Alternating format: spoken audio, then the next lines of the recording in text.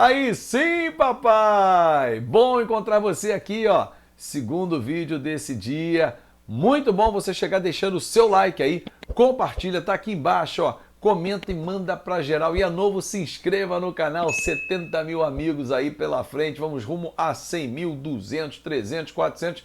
Eu falei que nós vamos transformar o fanático vascaíno na maior comunidade para falar de Vasco da Gama. Bom, vamos falar sobre SAF. Um assunto muito sério que você, torcedor, anda preocupado. E eu vou trazer aqui uma aula, né? 2 depoimentos, Dr. Pedro Souza, daqui a pouquinho depois da vinheta, para esclarecer temas que você tem dúvidas e que muitas narrativas são criadas para manipular o seu pensamento.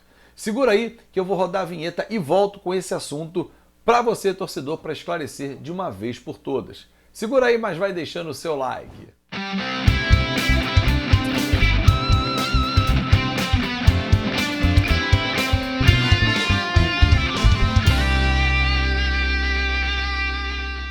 Aí sim, papai, de volta e já deixando esse recado aqui, ó. Grupo RM Negócio, um grupo de possibilidades para a sua empresa, área contábil, advocacia, seguros, RH, legalização de empresas. Você tem um imóvel, quer ter uma administração confiável? Então tá aqui, ó, Grupo RM Negócio. Azevedo, eu tenho um condomínio, eu sou um administrador, mas eu quero ter uma empresa séria do meu lado. Grupo RM Negócio, não perca tempo. Faça dinheiro e poupe a sua energia com esse grupo, que é um grupo de possibilidades para você e para a sua empresa.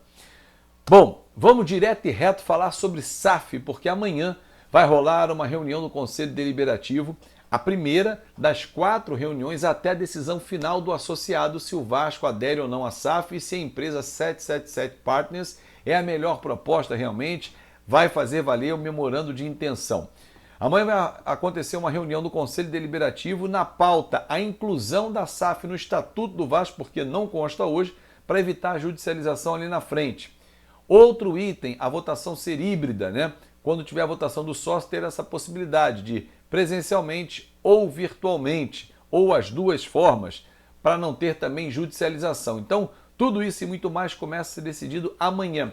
Mas hoje, às 7h30 convido você a ouvir e assistir o nosso Fanático Cash, com Roberto Duque Estrada. Ele vai falar sobre esse processo todo em andamento e principalmente sobre a visita da comitiva da 777 Partners, o que eles deixaram de positivo, qual foi a sinalização para a direção do Vasco, porque há muita preocupação. Em entrevista ao GE, o presidente Jorge Salgado disse que não vai usar parte dos recursos emprestados, né, os 70 milhões que foram aprovados e já recebidos pelo Vasco da Gama. Segundo ele, o Vasco toca todas as decisões, a palavra final é do Vasco até que a SAF seja constituída. Mas claro que a diretoria da 777 Partners vai fazer parte do processo também. Então, vamos aguardar o que vem por aí.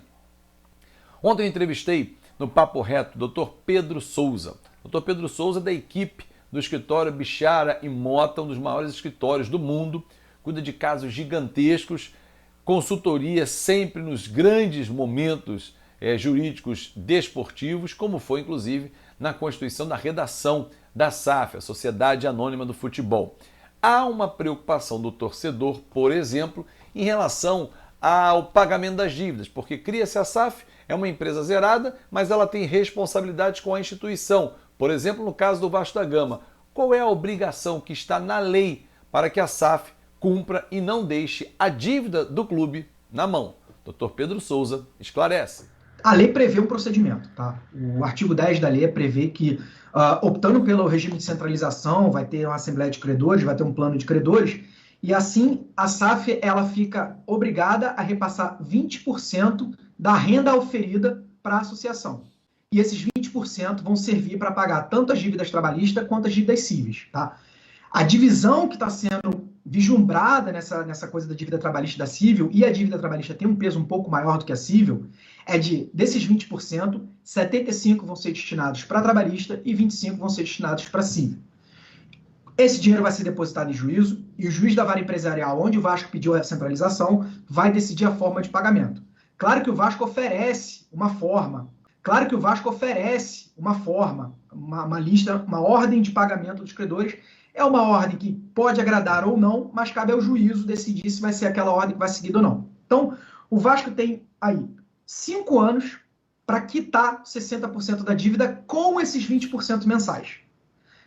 Perdão, se eu falei 5, são 6 anos. 6 anos, Ele isso. tem 6 anos para quitar. Não. É isso, 6 anos para quitar 60%. É muito número, e é mais muito 4, percentual. né? Isso, pode perdurar até 10 anos, né? E se ele cumprir esses 60%, ele pode pedir extensão de mais 4. Exatamente. Então, todo mês, renda oferida pela SAF, 20% vai ser destinada à associação, e a associação vai usar esses 20% para segregar 75% para trabalhista, 25% para civil, numa ordem que já foi definida pelo TRT e pelo TJ do RJ, do Rio de Janeiro, e aí vai quitando isso aí de 20% em 20%, esperando com que alcance esse patamar de 60% para ganhar mais 4 anos.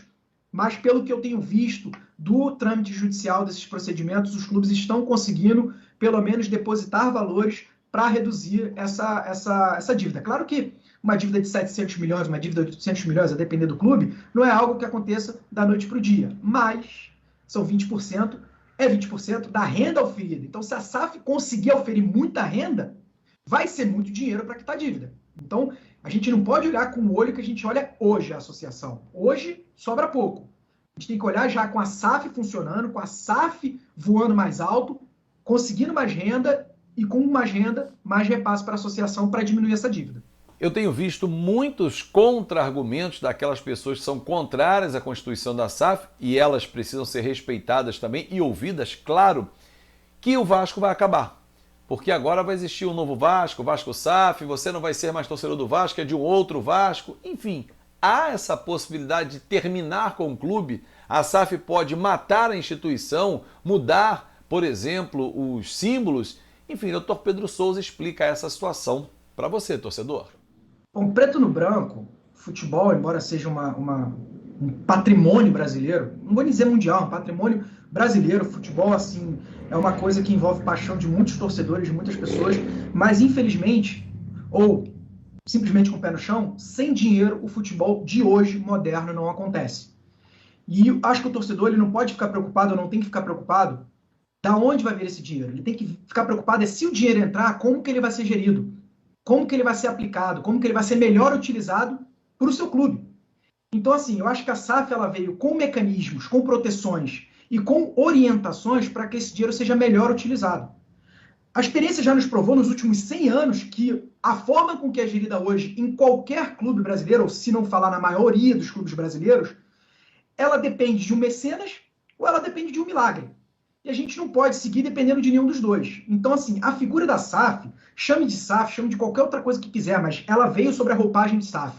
A figura da SAF, ela é necessária para que permita o futebol continuar acontecendo.